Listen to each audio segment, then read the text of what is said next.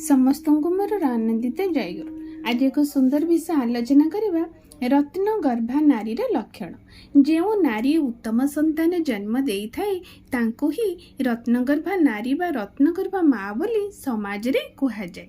दुनिया रे रत्न को सबुठार मूल्यवान बा महार्घ्य बोली आमे माने जानी थाउ, किंतु प्रकृत रे उत्तम संतान ठारू बळी केही बा किछि भी मूल्यवान होई पारे ना। कौनसी व्यक्ति विशेष को विशेषित करि थाए, किंतु जने सुसंतान निजर नाम को पितृकुल पड़ा पड़ोसी ग्राम समाज राष्ट्र शोभा को कोटि गुण रे परिवर्धित करि दिए। एहीपरि संतान को जेउ मां गर्भरे धारण करे तांको पदारविंद रे कोटि कोटि प्रणाम ए समाज करि थाए। एहीपरि एक माँ हेबा पई प्रतिटी नारीर लक्ष्य हेबा उचित। भगवान श्रीकृष्ण श्रीराम श्री चैतन्य बुद्ध रसूल जीशुख्रीष्ट प्रभुति को जन्म देइथिबा माँ आज चिर नमस्य चिर वंदनीय। जीवन रे आदर्श को ग्रहण करने पूर्वक धर्म नीति को निजर दैनंदिन जीवन भितर मूर्त करी चली नारी ही सहधर्मिणी पदबाज्य होता है। प्रीतिपूर्ण व्यवहार भितर दे निजर स्वामी सासु ससुर परिवार परिजन आत्मीय स्वजन पड़ा पड़ोसी सहित गाई गोरु वृक्ष लता तथा गृहर प्रत्येक वस्तु व्यवहार जत्न नेउथबा नारी साधारण नारी नुही।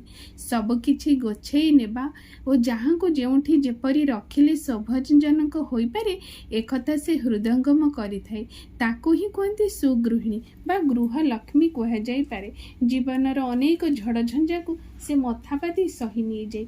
प्रति क्षेत्र रे सतर्कतार सहित असदाचार को अनीति को दुर्नीति को से पूर्ण भावे वर्जन करे। सदाचार परायणा होई प्रत्येक को सदाचार करी नहीं परिवार सेवारे विभोर थिबा नारी ही स्वामी जीवन को उज्जवल और दीर्घायु करी तले। अलक्ष्मी प्रभाव रक्षा करी दुर्गति को विनाश करी से हुई लक्ष्मी आउ से दुर्गा। स्वामी मनोवृत्ति सारिणी तृप्ति स्वस्ति दायिनी नारी ही ताहार नारीत्व बौद्धित्व स्त्रीत्व को सार्थक प्रकृत रे करिपारे। जीवनर पथरे केबे भी थकी पड़े ना। निषेधात्मक शक्ति को बा शब्द को से व्यवहार करी अभाव अलक्ष्मी को भाव को से केबे प्रशय मध्य दिए ना।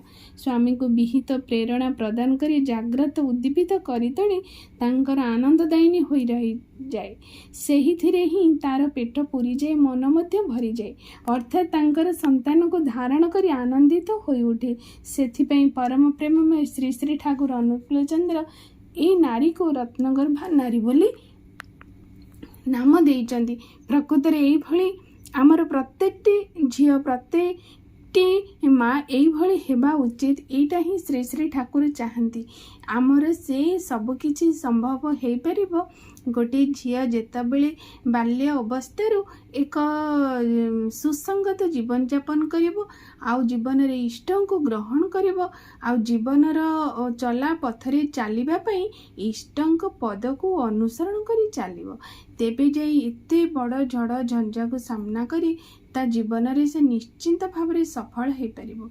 तेणु तो श्री श्री ठाकुरंकर आजिर अभियान आजिर प्रकृतर उद्देश्य हैला एटा जे प्रत्येकटी झियो को प्रत्येक परिवार ए शिक्षा दिंतु। बाल्य अवस्थार ए महान शिक्षा जोड़ा देवी ताकू बनईदेव से शिक्षा प्रत्येकटी झियो नेले समाज निश्चिंत भाव रे सुंदर भाव रे परिवर्तन हो। एक देव परिवार हम आ जोठारे देव लोक मैंने बास करते ताकू देव लोक कह जाए बा वैकुंठ कह जाए। तेणु आसतु आमे सदा सर्वदा जीवन रे इष्ट को ग्रहण करबा तांको विधि माफिक निज जीवन को चलेबा आ प्रत्येकटी परिवेश को प्रत्येकटी परिवार को एभली भाव रे गढ़ी समाज को परिवर्तन करबा। रहुची जय गुरु।